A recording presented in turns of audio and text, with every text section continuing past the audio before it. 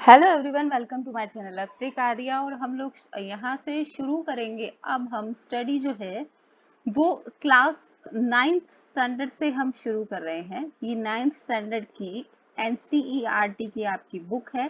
Chapter number 1 इसका है हमारे आसपास के पदार्थ, यानी matter in our surroundings.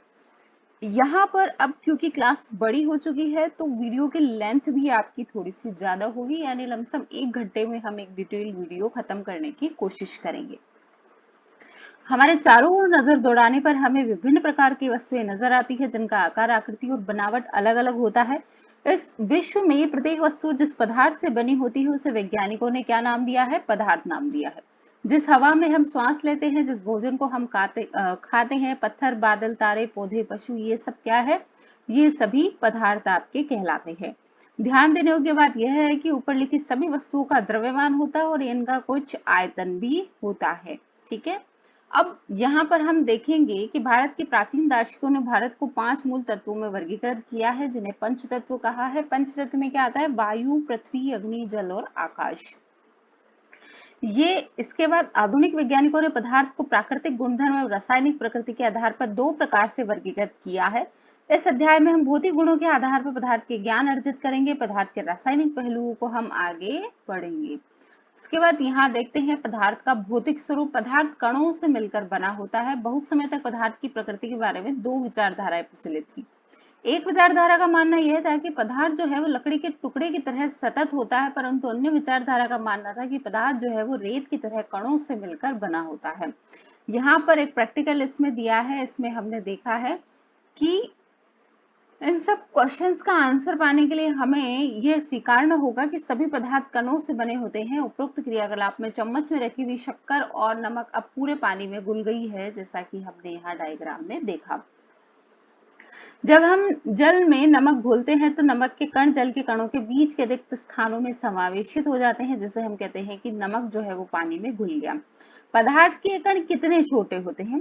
Potassium permanganate लिया है हमने 2-3 क्रिस्टल 100 ml पानी में, और 100 ml 10 ml घोल, इस घोल में से 10 ml घोल निकालकर उसे 90 ml जल मिला दे। फिर इस उपरोक्त घोल में 10 ml निकालकर फिर 90 जल मिला दे। इस प्रकार 5 से 8 बार अगर हम इसे तनु करते हैं तो अब भी क्या जो पानी का रंग है वो रंगीन है। अनुमान लगाइए पदार्थ के कण कितने छोटे हैं। प्रत्येक बार तनुकृत करने पर घोल का रंग हल्का होता जाता है, फिर भी पानी का रंग जो है वो नजर आता है। यह प्रयोग दर्शाता है कि पोटेशियम परमैंगनेट के बहुत थोड़े से क्रिस्टलों से पानी की बहुत अधिक मात्रा यानी 1000 लीटर भी रंगीन हो जाती है। इससे हम ये निष्कर्ष निकालते हैं कि पोटेशियम परमैंगनेट जो है वो एक क्रिस्टल में कई सूक्ष्म कण होते हैं। ये कण छोटे छोटे कणों में विभाजित होते रहते हैं। अंततः यहाँ पर जो है एक स्थिति में कण और छोटे भागों में विभाजित नहीं किए जा सकते। पोटेशियम परमैंगनेट की जगह अगर 2 ml डिटॉल से हम ये क्रियाकलाप करें तो उसकी महक भी हमें मिलती रहेगी। तो इससे क्या निष्कर्ष निकलता है कि पदार्थ के जो कण हैं वो बहुत छोटे होते हैं, और इतने छोटे जिसकी हम कल्पना भी नहीं कर सकते।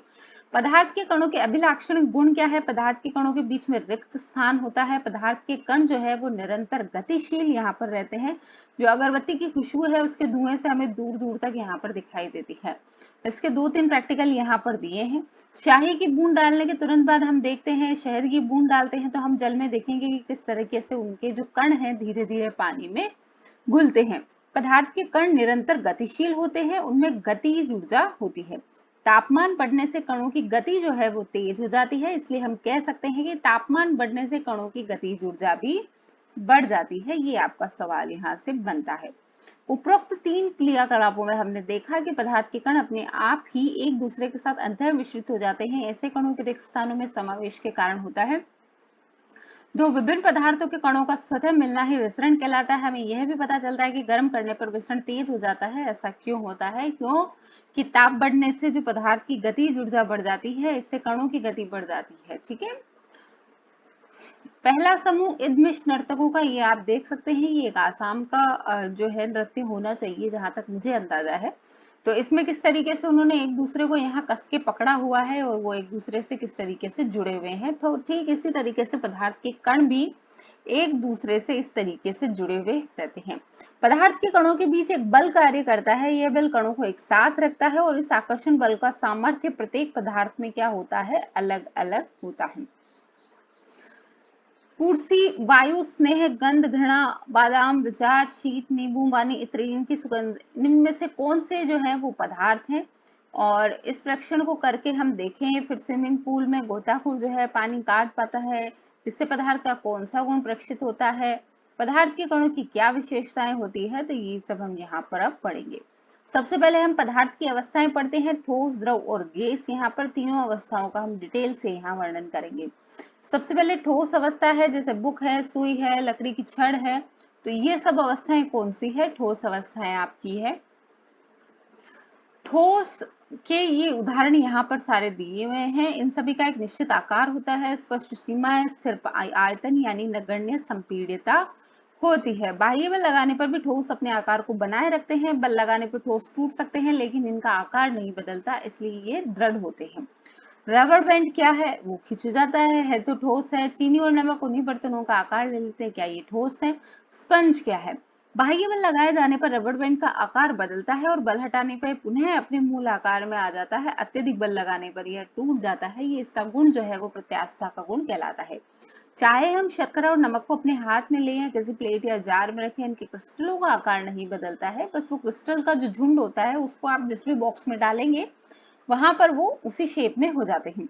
स्पंज में बहुत छोटे छिद्र होते हैं जिनमें वायु का समावेश होता है, इसलिए जब हम इसे दबाते हैं तो वायु बाहर निकल जाती है और ये संपीड़ित हो जाता है। पर स्पंज जो है आपके किसका उदाहरण है, ठोस का उदाहरण है। द्रव अवस्था की बात करें जो लिक्विड फॉर्म में होते हैं, जैसे जल है, तेल है, दूध, जूस, शीत पेय पदार्थ, ये सब आपके कौन से है, लिक्विड। लिक्विड में क्या होता है, द्रव का आकार नहीं बदलता, लेकिन द्रव का आकार निश्चित नहीं होता, लेकिन इनका आयतन जो होता है वो निश्चित होता है। जैसे आपने किसी एक ग्लास दूध को ग्लास में डाला तो ग्लास का शेप का हो जाएगा, कप में डाला तो कप के शेप का हो जाएगा, यानी आकार निश्चित नहीं होता, मगर जो एक ग्लास उसकी काउंटिंग है, जो क्वांटिटी है, जो आयतन है उसका वो फिक्स रहेगा। ठोस और द्रव का विसरण द्रवों में संभव है। वातावरण की गैसें विस्तृत होकर जल में घुल जाती है, ये गैसें विशेषतः ऑक्सीजन और कार्बन डाइऑक्साइड जलीय जंतु और पौधों के लिए अनिवार्य होती है। तो जो आपके ऑक्सीजन और कार्बन डाइऑक्साइड है वो जल में घुलनशील है। सभी जीवनधारी अपने जीवन निर्वाह के लिए श्वास लेते हैं, जलीय जंतु जल में घुली ऑक्सीजन के कारण श्वास लेते हैं। इस तरीके से हम इस निष्कर्ष पर पहुंचते हैं कि द्रव में ठोस, द्रव, गैस तीनों का विसरण संभव है। द्रव में ठोस, द्रव, गैस तीनों का ही विसरण संभव है। विसरण का मतलब घुलना। ठोसों की अपेक्षा द्रवों में विसरण की दर जो होती है वो अधिक होती है। द्रवों में क्या होते हैं, पदार्थ के जो कण है वो थोड़े दूर दूर होते हैं, जिससे क्या है कि उसमें दूसरे पदार्थ के कण आसानी से घुल जाते हैं, जबकि ठोसों में क्या है, कण पास पास होते हैं तो उसमें विसरण की दर कम होती है। ठीक है, इसके बाद हम यहाँ पर देखेंगे नेक्स्ट आपका इसमें इधर से गैसीय अवस्था। गैसीय अवस्था जो आपके जितने भी गैसेस है, आपके सिलेंडर में, आपके बलून में, ये सब गैसें हैं। ठीक है, हमने देखा कि ठोसों द्रवों की तुलना में गैसों की संपीड़ितता क्या होती है, काफी अधिक होती है, क्योंकि इसके कण जो होते हैं वो बहुत दूर दूर मात्रा में होते हैं। लिक्विड पेट्रोलियम गैस जो है आपकी एलपीजी या फिर अस्पतालों में दिए जाने वाले जो ऑक्सीजन के सिलेंडर है, उन सब में क्या होता है, गैस को प्रेस करके यानी संपीड़ित करके भरा होता है, उसमें संपीड़ित गैस भरी हुई होती है। आजकल वाहनों में सीएनजी यानी कंप्रेस्ड नेचुरल गैस भरी जाती है, जिससे क्या होता है, वायु प्रदूषण उससे कम होता है। गैस बहुत ज्यादा संपीड़ित हो जाती है, इसलिए इसमें बहुत अधिक आयतन वाले को भी एक कम आयतन के सिलेंडर में संपीड़ित करके हम आसानी से भर सकते हैं और एक जगह से दूसरी जगह तक हम आसानी से ले जा सकते हैं। हमें गंध कैसे महसूस होती है, जो गैस के कण होते हैं वो वायु में मिल जाते हैं और चारों तरफ फैल जाते हैं, क्योंकि गैसों में क्या है, विसरण की जो दर होती है वो बहुत अधिक होती है। तो गैसों में विसरण बहुत ज्यादा होता है, इसलिए गैसों की स्मेल हमको बहुत जल्दी और आसानी से आ जाती है। गैसों में जो वही कण है वो बहुत दूर दूर स्थिति में होते हैं, इसलिए ये बहुत आसानी से फैल जाते हैं। गैसीय अवस्था में कणों की गति अनियमित और अत्यधिक तीव्र होती है। इस अनियमित गति के कारण ये कण आपस में तथा बर्तन की दीवारों से टकराते हैं। बर्तन की दीवार पर गैस कणों द्वारा प्रति इकाई क्षेत्र पर लगने वाले बल के कारण गैस का दबाव बनता है, या जिसे हम दाब भी कह सकते हैं। दाब जिसे हम P से डिनोट करते हैं, और P इक्वल्स टू आपका होता है F/A, यानी एकांक क्षेत्र पर लगने वाले बल को हम क्या कहेंगे, दाब कहेंगे। घनत्व आपका होता है द्रव्यमान बटे हुए आयतन। ठीक है, घनत्व आपके द्रव्यमान प्रति इकाई आयतन को जो है वो घनत्व कहते हैं। संपीड़ितता कहाँ तक उसे हम प्रेस कर सकते हैं, कंप्रेस कर सकते हैं, उसको संपीड़ितता कहते हैं। दृढ़ता यानी उसकी कठोरता का। तरलता कितनी आसानी से वो बह जाता है। बर्तन में गैस का भरना। आकार। गतिज ऊर्जा। गतिज ऊर्जा 1/2 mv² जनरली जो हमारी काम में आती है काइनेटिक एनर्जी, जहां पर m जो है वो द्रव्यमान है, v आपकी वेलोसिटी है। घनत्व द्रव्यमान बड़े आयतन की माप जो है आपकी घनत्व है। गैस बर्तन की दीवारों पर दबाव डालती है, ठीक है। लकड़ी की मेज ठोस कहलाएगी, बिल्कुल, क्योंकि उसके जो कण हैं वो बहुत सटे हुए होते हैं, आसानी से प्रेस नहीं हो पाती। हवा में हम आसानी से अपना हाथ चला सकते हैं, लेकिन एक ठोस लकड़ी और टुकड़े में हाथ चलाने के लिए हमें कराटे में दक्ष होना पड़ेगा, क्योंकि यही है कि वो चीजें ठोस होती है और गैसों में कण जो होते हैं वो दूर दूर होते हैं। सामान्यतः ठोस पदार्थों की अपेक्षा द्रव का घनत्व कम होता है, लेकिन आपने बर्फ के टुकड़ों को जल में तैरता देखा होगा, पता लगाइए ऐसा क्यों होता है। क्योंकि बर्फ का जो घनत्व होता है वो पानी से कम हो जाता है, इसलिए बर्फ जो है वो जल की सतह पर तैरती है। ठोस जैसे बर्फ, द्रव, जल और वाष्प, यानी पानी एक ऐसी चीज है जो तीनों ही अवस्थाओं में यहाँ पर पाया जाता है। तापमान परिवर्तन का प्रभाव, ठीक है। इसमें हम देखेंगे कि ठोस के तापमान को बढ़ाने पर उसके कणों की गतिज ऊर्जा बढ़ जाती है, जिससे क्या होते हैं, कण गति करने लगते हैं और उनमें थोड़ी दूरी आ जाती है। गतिज ऊर्जा में वृद्धि होने के कारण अधिक तेजी से कंपन करने लगते हैं। ऊष्मा के द्वारा प्रदत्त की गई ऊर्जा कणों के बीच आकर्षण बल को पार कर लेती है। इस कारण कण अपना नियत स्थान छोड़कर अधिक स्वतंत्र होकर घूमने लगते हैं, यानी जो बर्फ है उसको द्रव में यानी जल में पिघल गई, और ठोस जो है वो पिघलकर द्रव में परिवर्तित हो जाता है, जिसे हम क्या कहते हैं, जिसे हम कहेंगे न्यूनतम ताप पर ठोस पिघलकर जिस न्यूनतम ताप पर ठोस पिघलकर द्रव बन जाता है उसको हम कहते हैं गलनांक। यानी कि आपने एक बर्फ का टुकड़ा है, इसको गर्म करना शुरू किया, जिस टेम्परेचर पे ये पिघलना शुरू होगा वही टेम्परेचर इसका क्या कहलाएगा, गलनांक कहलाएगा। किसी ठोस का गलनांक उसके कणों के बीच के आकर्षण बल के सामर्थ्य को दर्शाता है, यानी इस टेम्परेचर के बाद में क्या होगा, उसके कणों के बीच का आकर्षण बल जो है वो क्षीण हो जाएगा और जो ठोस है वो द्रव में परिवर्तित हो जाएगा।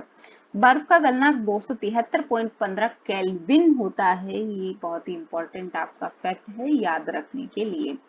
273.15 केल्विन में जो केल्विन है आपका वो तापमान की अंतरराष्ट्रीय एसआई मात्रक है, और इसे हम पूर्णांक की बात करें तो 0 डिग्री सेल्सियस जो होता है वो 273 केल्विन होता है, ठीक है। और अपन जो जनरल अगर कैलकुलेशन करें तो बात ध्यान रखें कि अगर आप सेल्सियस में काउंटिंग कर रहे हैं तो आपको उसमें 273 जोड़ना चाहिए, और अगर केल्विन से अगर आप सेल्सियस में कन्वर्ट कर रहे हैं, यानी केल्विन से अगर आप डिग्री सेल्सियस में कर रहे हैं तो अपन -273 करेंगे, और अगर आप डिग्री सेल्सियस में नाप दिया है उसको केल्विन में कन्वर्ट करना है तो उसमें +273 आपको करना है। ये न्यूमेरिकल के लिए छोटी सी जानकारी। किसी ठोस के गलने की प्रक्रिया में तापमान समान रहता है, ऐसे में ऊष्मीय ऊर्जा कहा जाती है। वो ऊर्जा वो जो प्रोसेस है वही अब्सॉर्ब कर लेता है, जिसे हम कहते हैं गुप्त ऊष्मा। वायुमंडलीय दाब पर 1 केजी ठोस को उसके गलनांक पर द्रव में बदलने के लिए जितनी ऊष्मीय ऊर्जा की आवश्यकता होती है उसे संगलन की प्रसुप्त ऊष्मा या उसे कहते हैं गुप्त ऊष्मा, लेटेंट हीट जिसे कहते हैं, कैपिटल एल से जिसको डिनोट करते हैं। 0 डिग्री सेल्सियस पर जल के कणों की ऊर्जा उसी तापमान पर बर्फ के कणों की ऊर्जा से अधिक होती है। ये क्वेश्चन आपका यहाँ से बनता है कि 0 डिग्री सेल्सियस पर जल के कणों की ऊर्जा उसी तापमान पर यानी उसी तापमान पर बर्फ के कणों की ऊर्जा से अधिक होगी। जब हम जल में ऊष्मीय ऊर्जा देते हैं तो कण अधिक तेजी से गति करते हैं। एक निश्चित तापमान पर पहुंचकर कणों में इतनी ऊर्जा आती है कि परस्पर आकर्षण बल को तोड़कर स्वतंत्र हो जाते हैं। इस ताप पर द्रव जो है वो गैस में बदलना शुरू हो जाता है, यानी वायुमंडलीय दाब पर वह तापमान जिस पर द्रव उबलने लगता है इसे क्या कहते हैं, क्वथनांक कहते हैं। क्वथनांक समष्टि गुण है, ठीक है। द्रव के सभी कणों को इतनी ऊर्जा मिल जाती है कि वे वाष्प में बदल जाते हैं। जल के लिए ये जो तापमान है वो 100 डिग्री सेल्सियस होता है, और केल्विन की हम बात करेंगे तो 100 प्लस 273 यानी 373 केल्विन होता है क्वथनांक, ठीक है। और गलनांक कितना हो गया, 273 हो गया, ठीक है ना। ठीक है, अब आप वाष्पीकरण की गुप्त ऊष्मा को परिभाषित कर सकते हैं। उसी तरह परिभाषित कीजिए कि हमने संगलन की प्रसुप्त ऊष्मा को परिभाषित किया है। 100 डिग्री सेल्सियस तापमान पर भाप अर्थात वाष्प के कणों में उसी तापमान पर पानी के कणों की अपेक्षा अधिक ऊर्जा होती है। भाई ये चीज याद रखें। इसलिए भाप के कणों ने वाष्पीकरण की गुप्त ऊष्मा के रूप में अतिरिक्त ऊष्मा अवशोषित कर ली है। तो ये होता है कि आप गर्म पानी से जितना जोर से नहीं जलेंगे उतना गर्म भाप से आप जलने की संभावना रहती है। क्योंकि क्या होता है कि जब पानी उबलना शुरू होता है तो एक लेवल तक वो जो पानी है वो हीट एब्जॉर्ब करता है अपने अंदर गुप्त ऊष्मा के रूप में, और जब उसका क्वथनांक लेवल जो आ जाता है जहां से पानी उबलने लगता है वहां से वो फिर क्या होता है वाष्प के रूप में उड़ने शुरू हो जाता है। तो इसलिए भाप का टेम्परेचर ज्यादा होता है किसकी अपेक्षा, सॉरी ऊष्मा ज्यादा होती है भाप में लिक्विड की अपेक्षा। हमने सीखा कि गर्म करने पर पदार्थ की अवस्था बदल जाती है। गर्म होने पर ये ठोस से द्रव और द्रव से गैस में बदल जाते हैं। कुछ ऐसे भी पदार्थ हैं जो द्रव अवस्था में आए बिना ही सीधा ठोस से कहाँ पहुंच जाते हैं, गैस में पहुंच जाते हैं, और गैस से सीधा ठोस में पहुंच जाते हैं। तो इसके जो बेस्ट एग्जाम्पल है अमोनियम क्लोराइड आप लें और उसको आप फिर अगर गर्म करेंगे तो सीधा उसके क्या मिल जाएंगे, आपको क्रिस्टल मिल जाएंगे, और इससे क्या कहते हैं ऊर्ध्वपातन की प्रक्रिया कहते हैं। ठीक है, द्रव अवस्था में परिवर्तन हुए बिना ठोस अवस्था से सीधे गैस में बदलने की प्रक्रिया को क्या कहेंगे, ऊर्ध्वपातन कहेंगे। गैस से सीधा ठोस बनने की प्रक्रिया को क्या कहते हैं, निक्षेपण कहते हैं। दाब परिवर्तन का प्रभाव, हम जानते हैं कि घटक कणों के बीच की दूरी में अंतर होने के कारण पदार्थों के विभिन्न अवस्थाओं में अंतर होता है। किसी सिलेंडर में भरी गैस पर दाब लगाने और संपीड़न करने पर क्या होगा, क्या इसके कणों के बीच की दूरी कम हो जाएगी? क्या आपको लगता है कि दाब घटाने और बढ़ाने में पदार्थ की अवस्था में परिवर्तन होता है? तो यहाँ हम देखेंगे कि दाब बढ़ाने और घटने से गैस द्रव में बदल सकती है। ठोस CO2 का आपने सुना होगा, इसे उच्च दाब पर संग्रहित किया जाता है। जब वायुमंडलीय दाब का माप 1 एटमॉस्फेयर हो तो ठोस CO2 द्रव अवस्था में आए बिना सीधा ही क्या हो जाता है, गैस में वो चेंज हो जाती है। यही कारण है कि जो CO2 है यानी ठोस कार्बन डाइऑक्साइड है उसे क्या कहते हैं, शुष्क बर्फ कहते हैं, क्योंकि ये क्या होता है, ये 1 एटमॉस्फेयर दाब पर ठोस CO2 जो है वो द्रव में नहीं आती, वो सीधा किस में कन्वर्ट हो जाती है, गैस में यहाँ पर चेंज हो जाती है। ये अवस्था यहाँ पर अंतर रूपांतरण का एक डायग्राम दिया हुआ है। ठीक है, इसे कहते हैं शुष्क बर्फ, यानी ठोस CO2 को शुष्क बर्फ भी कहते हैं। आपका सवाल यहाँ से बनता है, निम्नलिखित तापमान को सेल्सियस में बदले तो इसमें से 273 आपको लेस कर रहे हैं। 300 में से 273 गए तो कितना बचा, यहाँ पे 7, यहाँ बचा 9, 9 में से 7 गया तो 8, 9 सॉरी 7, 8, 9 और यहाँ बचा, तो ये हो गया 27 डिग्री सेल्सियस। और 573 में से 373 आपको यहाँ पर निकालने हैं, तो यहाँ पर आपका कितना मान आ गया, 200 डिग्री सेल्सियस। जल की भौतिक अवस्था यहाँ पर क्या होगी, 100 डिग्री सेल्सियस में जल जो है वो उबलने लग जाएगा, और 250 डिग्री सेल्सियस पर जो है वो जल जमा हुआ नहीं, गर्म होगा। जमा हुआ तो 273 केल्विन पर होता है। किसी भी पदार्थ की अवस्था परिवर्तन के दौरान तापमान स्थिर रहता है। क्यों रहता है, क्योंकि समस्त ऊष्मा किसमें स्टोर होती है, गुप्त ऊष्मा के रूप में होती है। वायुमंडलीय गैसों को द्रव में परिवर्तित करने के लिए कोई विधि सुझाइए। वाष्पीकरण क्या होता है, पदार्थ की अवस्था बदलने के लिए क्या सदैव ऊष्मा लेना या देना बदलना आवश्यक है? क्या आपने दैनिक जीवन से ऐसा कोई उदाहरण देख सकते हैं जिसमें बिना क्वथनांक पर पहुंचे हुए क्या कोई द्रव वाष्प अवस्था में बदल जाता है, जल को खुला छोड़ देने पर या धीरे धीरे वाष्प में चेंज हो जाता है?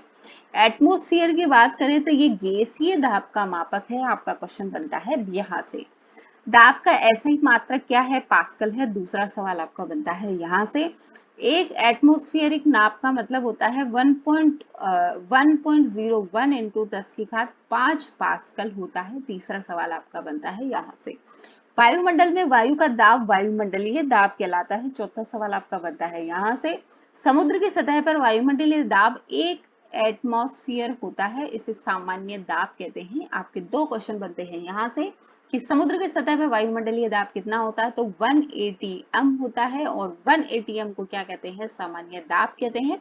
और सामान्य दाब की माप पास्कल में क्या हो गई, 1.01 इंटू 10⁵ पास्कल आपकी सामान्य दाब की माप हो गई। ये यहाँ पर आपका एक इम्पोर्टेंट पैरा था। ठीक है, फिर इसके बाद हम देखेंगे हाँ, हमारे गीले कपड़े यहाँ पर सूख रहे हैं। हम जानते हैं कि पदार्थ के कण हमेशा गतिशील होते हैं तथा कभी रुकते नहीं हैं। ये निश्चित तापमान, गैस, द्रव और ठोस के कणों के विभिन्न मात्रा में गतिज ऊर्जा होती है। द्रवों में सतह पर स्थित कणों के कुछ अंशों में इतनी गतिज ऊर्जा होती है कि वे दूसरे कणों के आकर्षण बल से मुक्त हो जाते हैं। क्वथनांक से कम तापमान पर द्रव के वाष्प में परिवर्तित होने की क्रिया को वाष्पीकरण कहते हैं। क्वथनांक से कम तापमान पर द्रव के वाष्प में परिवर्तित होने की क्रिया को वाष्पीकरण कहते हैं। क्वथनांक से कम यानी जब जल उबलता नहीं है, उससे कम ताप पर अगर द्रव वाष्प में परिवर्तित हो रहा है तो उसे वाष्पीकरण की प्रक्रिया कहते हैं। जैसे समुद्रों या नदियों का जो जल है वो कोई उबल के थोड़ी वाष्प में चेंज होता है, जनरल चेंज होता है। वाष्पीकरण को प्रभावित कौन कौन सी चीजें करती है, यहाँ पर हम देख सकते हैं। सतही क्षेत्र बढ़ने पर हम जानते हैं कि वाष्पीकरण एक सतही प्रक्रिया है। सतही क्षेत्र बढ़ने पर वाष्पीकरण की दर भी क्या है, बढ़ जाती है। आपका सवाल शुरू होता है यहाँ से। जैसे कपड़े सुखाने के लिए अगर आप उनको फैला देते हैं तो फैलाने से क्या होता है, कपड़े जो है आपके वो जल्दी सूखेंगे। नेक्स्ट हम देखते हैं तापमान में वृद्धि। तापमान बढ़ने पर अधिक कणों को पर्याप्त गतिज ऊर्जा मिल जाती है जिससे वो वाष्पीकृत हो जाते हैं। यानी आप टेम्परेचर हाई कर देंगे तो पानी जो है वो जल्दी उबलेगा। आर्द्रता में कमी। वायु में विद्यमान जलवाष्प की मात्रा को क्या कहते हैं, आर्द्रता कहते हैं। आपका ये होता है सवाल एक और यहाँ से। किसी निश्चित तापमान पर हमारे आसपास की वायु में एक निश्चित मात्रा में ही जलवाष्प होती है। जब वायु में जल कणों की मात्रा पहले से अधिक हो जाती है तो वाष्पीकरण की जो दर है वो घट जाएगी। यानी यहाँ पर जो क्वेश्चन अपना बन रहा है भाई, वो ये है कि आर्द्रता अगर बढ़ रही है तो जो वाष्पीकरण की दर है वो क्या हो जाएगी, कम हो जाएगी। यानी जो बारिश के दिन होते हैं, जब मौसम में नमी होती है तो आपके कपड़े आसानी से नहीं सूखते। वायु की गति में वृद्धि। हम जानते हैं कि तेज वायु में कपड़े जल्दी सूखते हैं। वायु के तेज होने से जलवाष्प के कण वायु के साथ उड़ जाते हैं जिससे आसपास के जलवाष्प की मात्रा घट जाती है।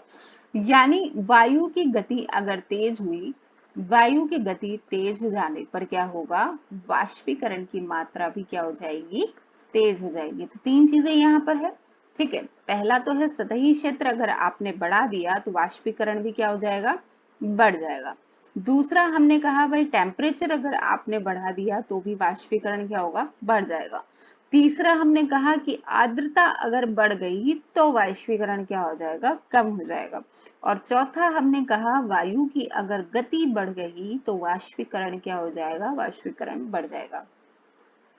तो ये आपके 4 क्वेश्चन यहाँ से निकल के आते हैं। वाष्पीकरण के कारण शीतलता कैसे आती है ये देखेंगे हम।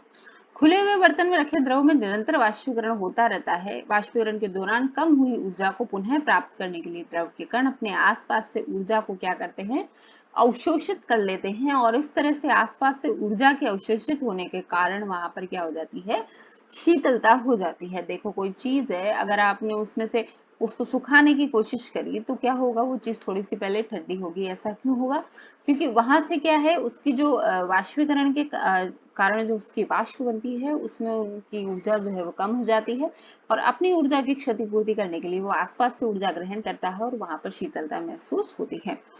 जब आप एसीटोन यानी नाखून के पॉलिश हटाने वाले द्रव को अपनी हथेली पर गिराते हैं तो वो क्या होगा, इसके कारण आपकी हथेली या उसके आसपास की ऊर्जा प्राप्त कर लेंगे और वाष्पीकृत हो जाते हैं जिससे हथेली पर हमें क्या होता है, ठंडा ठंडा महसूस होता है। तेज धूप वाले गर्म दिन के बाद लोग अपनी छत या खुले स्थान पर जल छिड़कते हैं क्योंकि जल के वाष्पीकरण की गुप्त ऊष्मा गर्म सतह को शीतल बनाती है। क्या आप वाष्पीकरण के कारण शीतल होने के और उदाहरण दे सकते हैं? गर्मियों में हम सूती कपड़े क्यों पहनते हैं कि हमारे शरीर से जो पसीना आता है वो फिर धूप में सूखता है और वो जब धूप में सूखता है तो हमारे शरीर को ठंडक महसूस होती है। अब वैज्ञानिक पदार्थ की 5 अवस्थाओं की बात कर रहे हैं और यहाँ पर 5 अवस्थाएं कौन सी होगी, 4 तो हमें पता है, ठोस, द्रव, गैस और प्लाज्मा। और 5वीं जो होगी आपकी बोस आइंस्टीन कंडेंसेट आपकी क्वेश्चन बनती है यहाँ से कि पदार्थ की 5वीं अवस्था कौन सी है, बोस आइंस्टीन कंडेंसेट पदार्थ की 5वीं अवस्था है। प्लाज्मा, इस अवस्था में कण अत्यधिक ऊर्जा वाले और उत्तेजित होते हैं। ये कण आयनीकृत गैस के रूप में होते हैं। प्लाज्मा में कण कैसे होते हैं, आयनीकृत गैस के रूप में होते हैं। आपका सवाल बनता है यहाँ से। फ्लोरोसेंट ट्यूब और नियोन बल्ब में प्लाज्मा होता है। तो प्लाज्मा के 2 एग्जाम्पल है, फ्लोरोसेंट ट्यूब और नियोन बल्ब। नियोन बल्ब के अंदर नियोन गैस और फ्लोरोसेंट ट्यूब के अंदर हीलियम या अन्य कोई गैस होती है। तो नियोन वाले को तो याद रखना ही नहीं है, नियोन गैस है। फ्लोरोसेंट में क्या है, हीलियम है।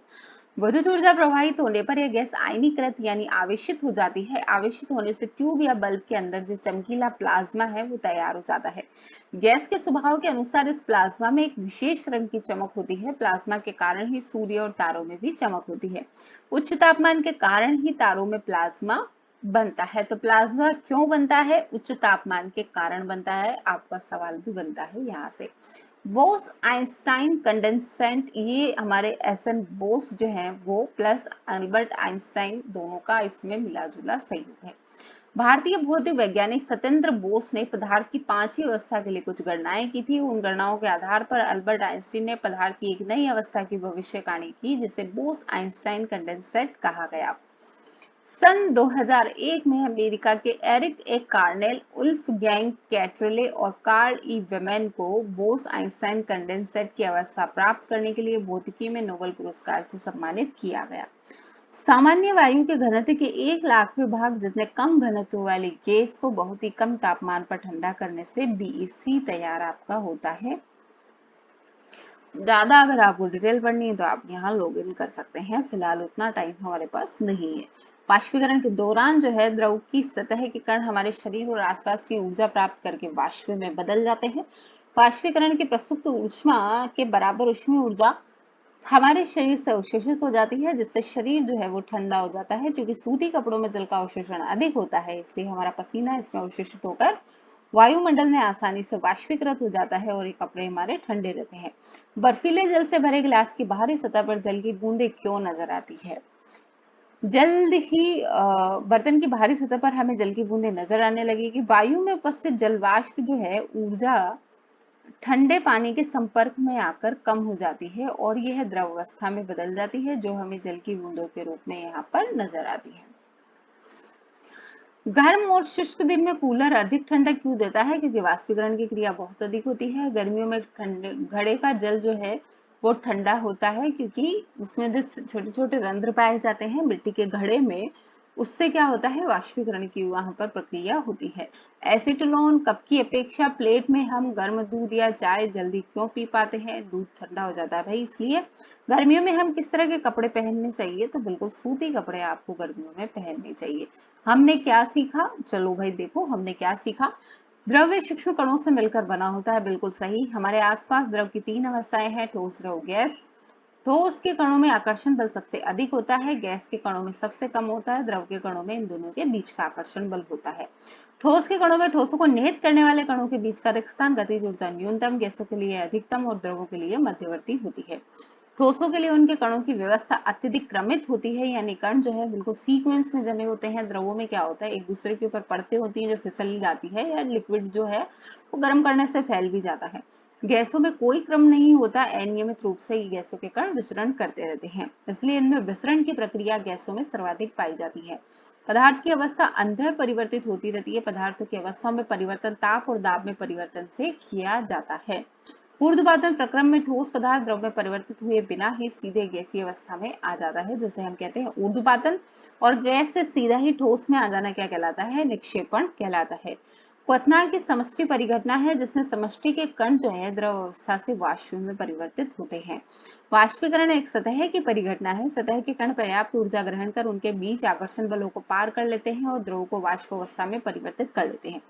वाष्पीकरण की गति निम्नलिखित कारकों पर निर्भर करती है। सतही क्षेत्रफल जिसका वायुमंडल के प्रति परित्याग होता है, तापमान, आर्द्रता, वायु की गति, वाष्पीकरण से ठंडक उत्पन्न होती है। वाष्पीकरण की गुप्त ऊष्मा ताप की वह मात्रा है जो 1 किलोग्राम द्रव को वायुमंडलीय दाब और द्रव के क्वथनांक पर गैसीय अवस्था में परिवर्तित करने हेतु उपयोग होती है, वो क्या कहलाती है? गुप्त ऊष्मा कहलाती है।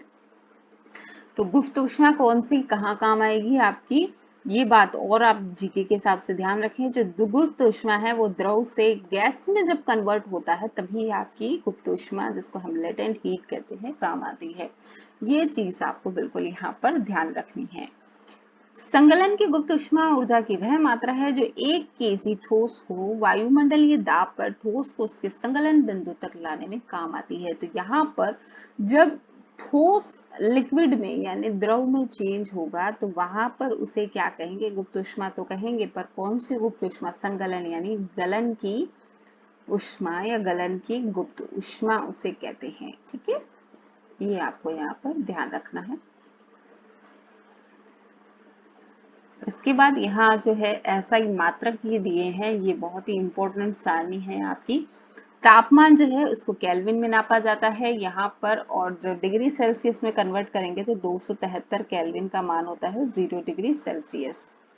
लंबाई मीटर में नापी जाती है एसआई मात्रक में। संहति यानी द्रव्यमान की यहाँ पर बात हो रही है, द्रव्यमान जो है वो केजी में नापा जाता है। भार नहीं, भार जो है यहाँ पर ये एफ की बात हो रही है, इसे न्यूटन में नापा जाता है। और एफ की बात कहाँ आ जाती है, F equals to M G आ जाता है।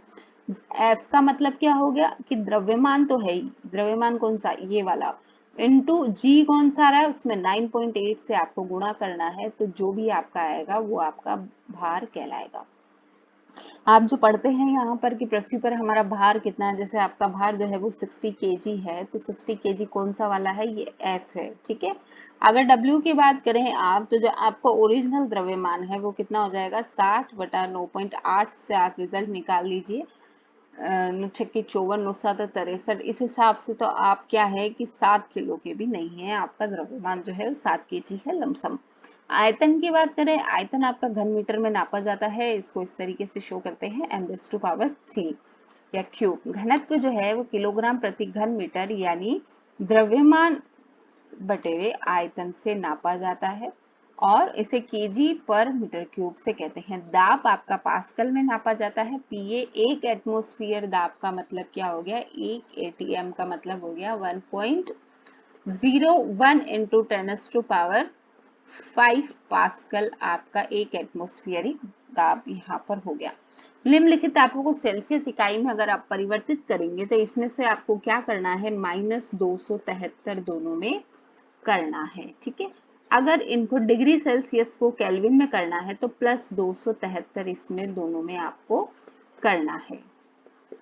तो इसका मान कितना हो गया यहाँ पर, 5 6 7 8 और 7 8 9, और ये हो गया आपका 298, इसका आंसर हो गया ए का। और बी का आंसर आपका यहाँ पर हो जाएगा 3 3 6 7 7 14 15, सॉरी 3 3 6 7 7 14 और 3 2 5 6 646 आपका केल्विन में आंसर हो गया। नैफ्थलीन को रखा रहने देने पर इस समय बाद में ठोस पदार्थ छोड़े बिना अदृश्य हो जाता है, यानी उड़ जाता है, क्योंकि इसमें ऊर्ध्वपातन की प्रक्रिया होती है। हमें इत्र की गंध बहुत दूर बैठे हुए भी पहुंच जाती है, क्योंकि इसमें विसरण की जो दर होती है वो बहुत ज्यादा होती है। निम्नलिखित पदार्थों के उनके कणों के बीच पड़ते हुए आकर्षण के अनुसार व्यवस्थित कीजिए। तो सबसे ज्यादा आकर्षण किसमें होगा, चीनी में होगा, उसके बाद में जल में होगा, और तीसरा आपकी गैस है जो ऑक्सीजन। जल की भौतिक अवस्था क्या है, तो जल की जो भौतिक अवस्था है वो 0 डिग्री सेल्सियस है। नहीं 25 डिग्री सेल्सियस आपकी जल की भौतिक अवस्था होगी। पुष्टिकरण हेतु जल जो है कमरे के ताप पर द्रव है, लोहे की अलमारी कमरे के ताप पर ठोस है, 273 केल्विन पर बर्फ को ठंडा करने पर तथा जल को इसी तापमान पर ठंडा करने पर शीतलता का प्रभाव अधिक होता है। क्यों, क्योंकि ये जो है इसमें गुप्त ऊष्मा की मात्रा यहाँ पर अधिक होती है। ठीक है, उबलते हुए जल तथा भाप में से जलने की तीव्रता सबसे अधिक भाप में होगी, क्योंकि भाप में गुप्त ऊष्मा अधिक होगी यहाँ पर। इसमें मल्टीपल चॉइस के क्वेश्चंस यहाँ पर नहीं दिए हैं, ये नेक्स्ट चैप्टर हम नेक्स्ट वीडियो में पढ़ेंगे। तब तक के लिए धन्यवाद।